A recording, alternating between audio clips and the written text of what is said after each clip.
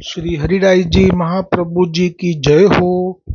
श्री हरिराय जी महाप्रभु जी એ મહાપ્રભુ જી માટે વલ્લભ સાખી કુલ 100 પ્રગટ કરી છે। એમાં આજે 15મી સાખી આવશે। સાખી ક્રમાંક 15। शरणागति जब लेत है करत त्रिविध दुख दूर शोक मोहते काढ़ी के दे आनंद भरपूर श्री वल्लभ दे आनंद भरपूर परिवार। शरणागति जब लेत है करत त्रिविध दुख दूर शोक मोहते काढ़ी के शोक मोहते काढ़ी के दे आनंद भरपूर श्री वल्लभ दे आनंद भरपूर। હરિરાયજી મહાપ્રભુજી આ સાખીમાં કહે છે કે જે ભૂતલ ઉપર દૈવી જીવ છે એને ત્યાં સુધી જ શોક મોહ છે અને ત્રિવિધ તાપ છે, ત્યાં સુધી જ એને દુઃખ છે કે જ્યાં સુધી એ શરણે શ્રી વલ્લભને શરણે નથી આવતો, અથવા તો વલ્લભ એને જ્યાં સુધી શરણે લેતા નથી ત્યાં સુધી આ 3 પ્રકારના જે દુઃખ છે એ એને સતાવી શકે છે, આદિ વ્યાધિ અને ઉપાધિ। અને જેવા એ શરણે આવે અને જો મહાપ્રભુજી કે આપના બાળકો વલ્લભની કાનીથી એમને શરણે લે છે તે ક્ષણે જ તેમને શોક અને મોહથી કાઢીને દે આનંદ ભરપૂર એટલે કે એ જે સ્વરૂપાનંદમાં સ્થિત કરી દે છે। એટલે કે અત્યાર સુધી એમનો જે શોક હોય છે અને મોહ હોય છે પોતાના ઘરની અંદર જે મર્યાદા અથવા તો પ્રવાહી જીવોમાં, એમાંથી એમને કાઢી અને સીધા જ આપ ગોલોકના લીલાના સેવા કરેલા જીવો છો ઠાકોરજીની, એ આનંદનો અનુભવ કરાવી દે છે। અને એ પણ માત્રા કેટલી ભરપૂર। આ છે વલ્લભના શરણાગતિનો પ્રતાપ। એટલે જે આપે કહ્યું કે શરણાગતિ જબ લેત હૈ કરત ત્રિવિધ દુઃખ દૂર, તો આ ત્રિવિધ દુઃખ છે એ બ્રહ્મ સંબંધ થયા પહેલા એ કયા હોય છે? તો કહે છે કે જીવ જ્યારે પ્રથમ વખત બ્રહ્મ સંબંધ માટે વિનંતી કરવા માટે આવે છે વલ્લભ કે વલ્લભ કુલ પાસે, તે વખતે તે સાથે જ તેમને જે સંસારનો મોહ હોય છે એ એમના અંતઃકરણમાં છવાયેલો હોય છે। અને એ મોહ કયો હોય છે? તો કે ઘરની અંદર પોતાના જો દૈવી ના હોય એવા માતા પિતા, પતિ અથવા પત્નીનો, પુત્ર અથવા પુત્રીનો, સ્નેહીજનોનો, કુટુંબીજનોનો, પોતાના વડીલો પાર્જિત જે કંઈ પણ સંપત્તિ છે, જમીન છે, જાયદાદ છે, દ્રવ્ય છે તેનો, આ બધો મોહ સાથે જ એ બ્રહ્મ સંબંધ લેતા હોય છે। અને તે વખતે તેમને આદિ વ્યાધિનો ત્રિવિધ તાપનો અનુભવ થતો હોય છે, કેમ કે તે મોહ તો જાય નહીં જ્યાં સુધી ગુરુ કૃપા ના કરે। પણ જેવા મહાપ્રભુજી આપ એ જીવને જુએ છે અને થાય છે કે અરે રે આ જીવ તો એ છે કે જે અમારા, કારણ કે આપ સ્વામીનીજી છે, આપે આ જીવને જોયેલો છે કે જોયેલી છે લીલામાં, અને જાણે છે કે આપ તો રસો વૈશ્ય શ્રી કૃષ્ણ કે જેમના એ સ્વરૂપના દર્શન તો શિવ નારદ મુનિને પણ સંભવ નથી, ઋષિ મુનિઓની વાત ક્યાં રહી। એ સ્વરૂપની સેવા કરેલી છે તમે આ જીવે, અને એ સ્વરૂપને પ્રસન્ન કરી ચૂક્યો જે સેવા કરીને, ભલે રંચક સેવા કરી છે પણ એ રંચક સેવાથી પણ અમારા ઠાકોરજી પ્રસન્ન હતા આ જીવ ઉપર, અને એ જીવને કંઈ કારણથી પડવાનું થયું છે તો પડ્યો છે તો ખરો, પણ અત્યારે આ બધા મા બાપને, આ માતા પિતાને, ભાઈ ભાંડુઓને, પતિ પત્નીને, પુત્રીને માટે થઈને અત્યારે આટલો બધો વ્યાકુળ છે. શું થશે, કેમ થશે, એ મંત્ર છે દુનિયાનો. એવા ભાવ સાથે જીવી રહ્યો છે અને આપને મરક મરક હસવું આવે છે. કેમ કે હવે આ બધા જ દુઃખમાંથી આ ક્ષણવારમાં છૂટી જશે અને હવે એ સ્વરૂપાનંદમાં સ્થિર થઈ જશે.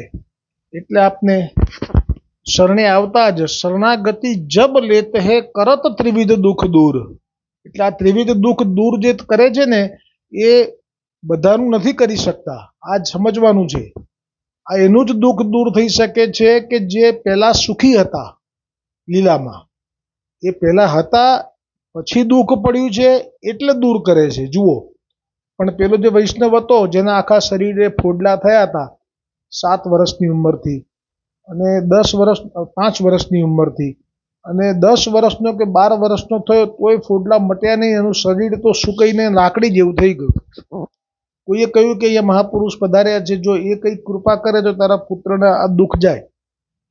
એ પિતા ગયો વલ્લભ પાસે બહુ બધા રૂપિયાનો થેલો ભરીને.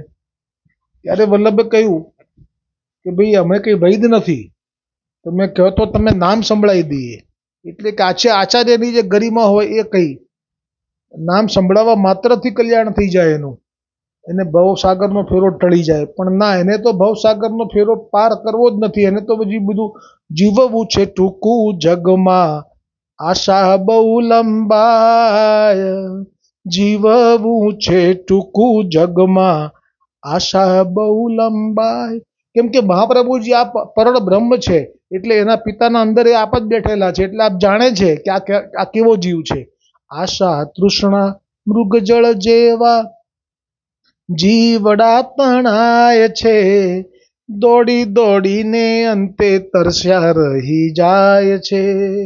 દોડી દોડીને અંતે તરસ્યા રહી જાય છે. ઉઘાડો આંખો આયુષ્ય વહી જાય છે. આશા તૃષ્ણા મૃગજળ જેવા માનવી તણાય છે.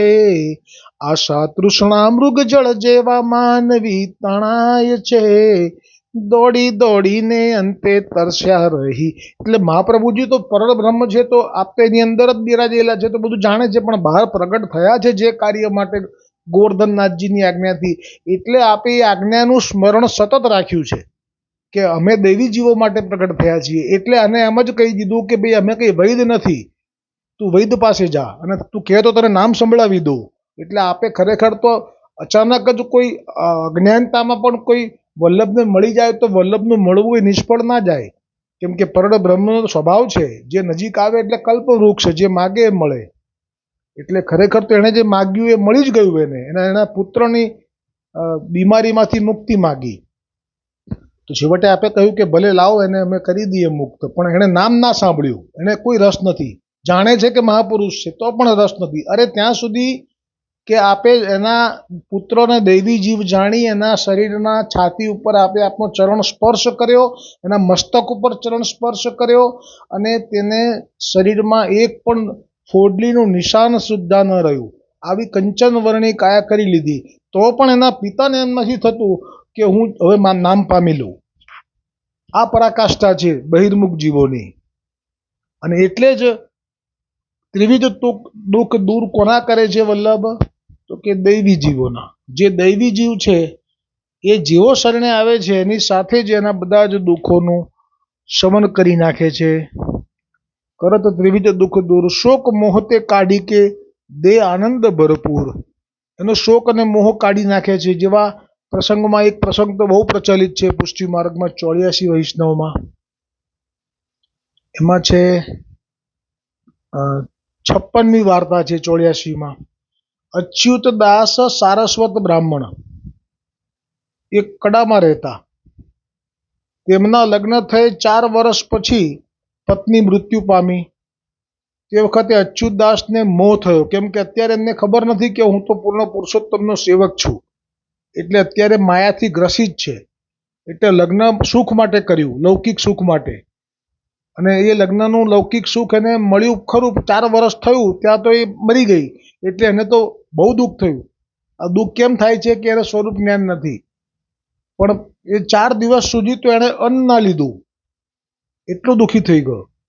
ત્યારે માતા પિતાએ એ અન્ન લે અને જીવે એના માટે એને ખૂબ મનાવ્યો. ત્યારે એ કહે છે કે ના, હું હવે સંસારમાંથી વૈરાગ્ય લઈશ, હવે મને સંસારમાં ફરી રસ રહ્યો નહીં. મારી પત્ની મને છોડીને ચાલી ગઈ. ત્યારે પિતાએ કહ્યું કે જો તું હા કહે તો તારું બીજું લગ્ન કરાવી દઉં. તો તરત જ અચ્યુતદાસજીને હજી પણ છે અંદરથી બહુ જ આસક્તિ લૌકિક, એટલે કહે છે કે તો પછી બહુ સારું, લો. એટલે એનો શોક દૂર કર્યો. શોક મોહ નિકાળી કે, જુઓ, ગુરુ શોક નિકાળે, મોહ નિકાળે, એ કેવી રીતે નિકાળશે? આવશે વલ્લભ જ્યારે નિકાળશે ત્યારે.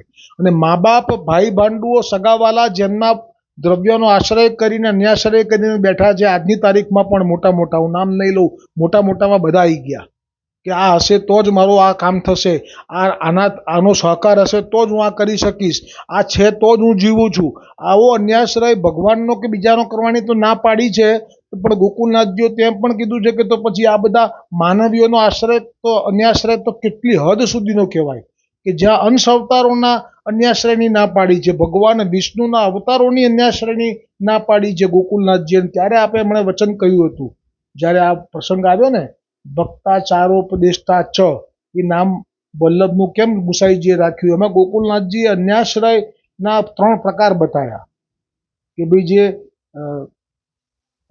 બોલીને, બીજો વાચિક, ત્રીજો કાયિક અન્યાશ્રય કે જે પૂજન કરે દેવતાઓનું, પછી વાચિક અન્યાશ્રય જે મુખથી બોલે કે મને જીવાડી, પેલી ડોકરી બોલી હતી, અને ત્રીજું માનસિક અન્યાશ્રય, એ તો મનથી જો કોઈને માની લે કે આ છે ને આ હશે તો જ મારું આ કાર્ય સિદ્ધ થશે.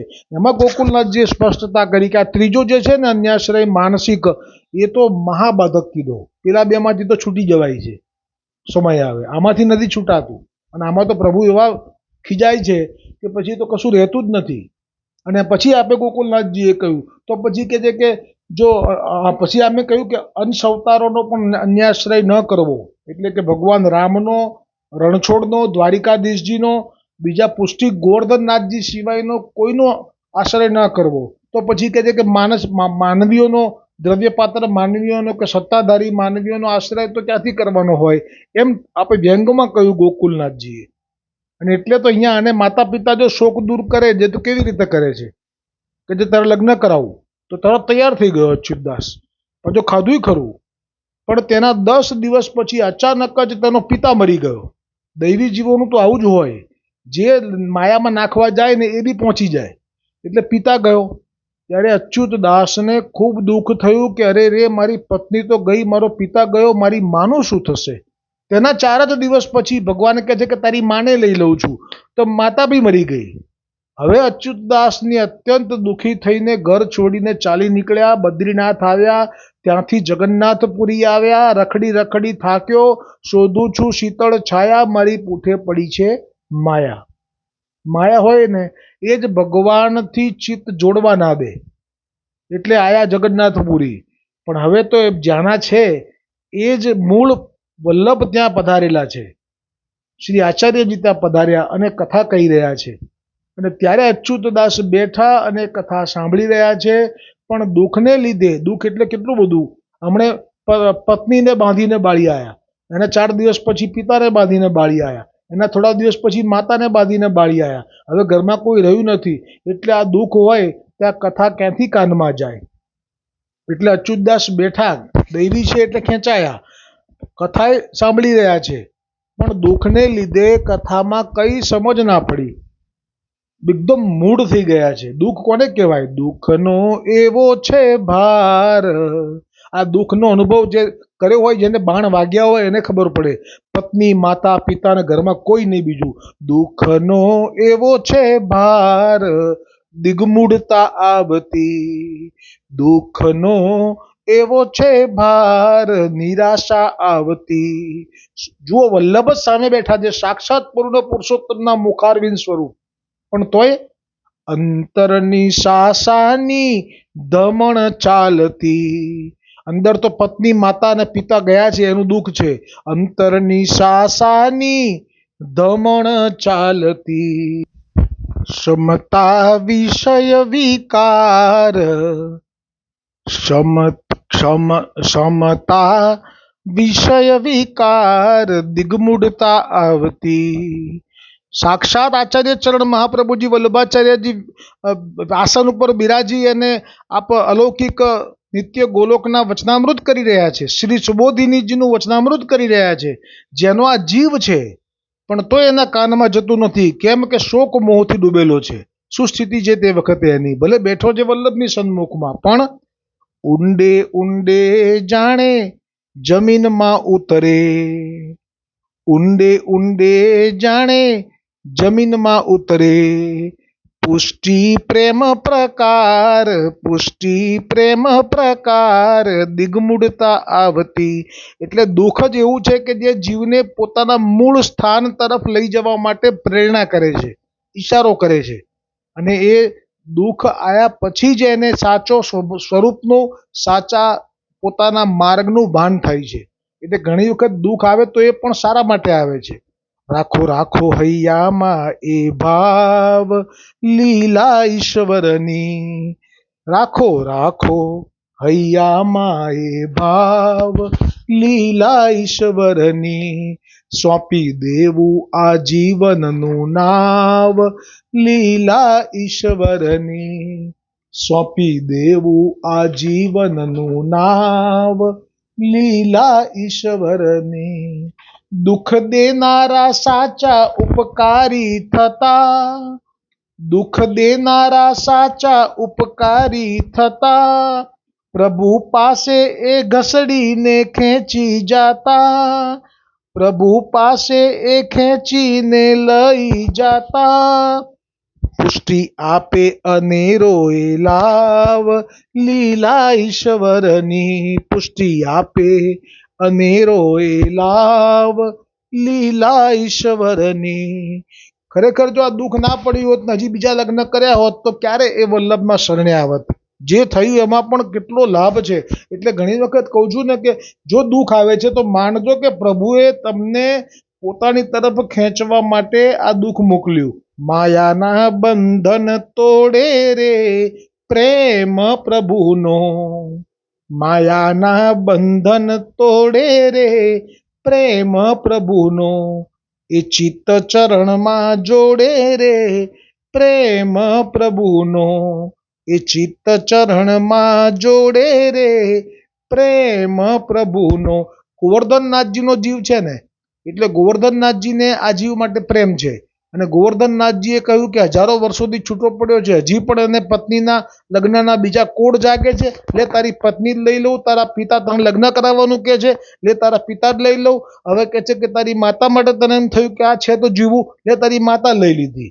જે દુનિયા લાગે મીઠી બનાવે છે ખારી, જે દુનિયા લાગે મીઠી બનાવે છે ખારી, દેખાડે છૂટવા બારી રે પ્રેમ પ્રભુનો, દેખાડે છૂટવા બારી રે પ્રેમ પ્રભુ. આ બારી હતી, પત્ની ગઈ ને ત્યારે, પણ આ તો કે ના મારા માતા પિતા તો બેને લીધા.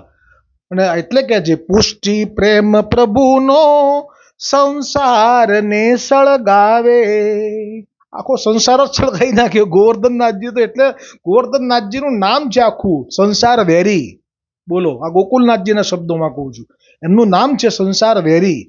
પુષ્ટિ પ્રેમ પ્રભુનો સંસારને સળગાવે, એ સંસારને સળગાવે, કઈ જીવન પલટા લાવે રે પ્રેમ પ્રભુનો, કઈ જીવન પલટા લાવે રે પ્રેમ પ્રભુનો.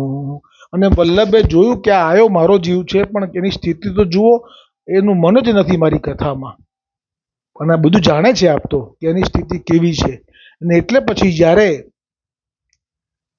જગન્નાથપુરીમાં વલ્લભે કથામાં જાણ્યું કે આ મારો જીવ આવ્યો છે અને મૂળ થઈ ચૂક્યો છે, પત્ની માતા પિતા સૌ ચાલ્યા ગયા છે, પણ એને એ ખબર નથી કે તું ક્યાંનો છે. એટલે આપે કૃપા કરી અને જ્યાં કથા પૂરી થઈ ગઈ ત્યારે શ્રી મહાપ્રભુજીએ અચ્યુત દાસને દૈવી જીવ જાણીને સામેથી કૃપા કરીને આપે પૂછ્યું કે અચ્યુત દાસ તું આટલો ઉદાસ કેમ છે? ત્યારે અચ્યુત દાસ તો રડવા લાગ્યા. કહે મહારાજ મારા દુઃખનો પાર નથી. શ્રી મહાપ્રભુજી કહે તું તારું દુઃખ કહે તો કઈ ઉપાય થાય? ત્યારે અચ્યુત દાસે કહ્યું મહારાજ સ્ત્રી મરી, પછી મારો પિતા મર્યો, પછી મારી મા મરી, બધા જ મરી ગયા. મેં પહેલા ક્યારેય આવું દુઃખ જોયું નથી, તો શું કરું? કોઈ ઉપાય દેખાતો નથી. ત્યારે શ્રી મહાપ્રભુજી કહે તું નાહીને આવ, તારું બધું દુઃખ દૂર શ્રી ઠાકોરજી કરશે. ત્યારે અચ્યુત દાસ સ્નાન કરીને આવ્યા. ત્યારે મહાપ્રભુજીએ નામ સંભળાવી બ્રહ્મ સંબંધ કરાવ્યો અને વેદ મંત્ર ભણી એક અંજલિ જળ અચ્યુત દાસ ઉપર છાંટ્યું.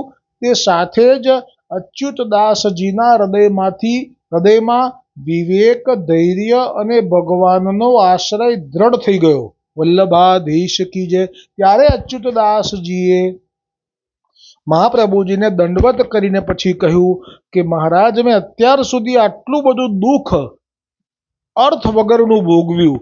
કોની સ્ત્રી, કોના માતા, કોના પિતા, અરે આ દેહ મારો નથી, એટલે કે હું તો આ દેહ એ પણ હું નથી, હું તો લીલાની જીવ છું. તો આ શરીરના સંબંધીઓને લીધે હું વ્યર્થ દુઃખી થયો. હું ભગવાનનો દાસ થઈને ભગવાનને ભૂલ્યો ને, તેથી દુઃખી થયો. હવે હું આપના શરણે આવી પરમ સુખ પામ્યો. તેથી હરિરાયજી કહે છે શરણાગતિ જબ લેત હૈ, करत त्रिविध दुख दूर, शोक मोह ते काढ़ी के, दे आनंद भरपूर श्री वल्लभ, दे आनंद भरपूर. હવે આવતીકાલે જે સાખી આવશે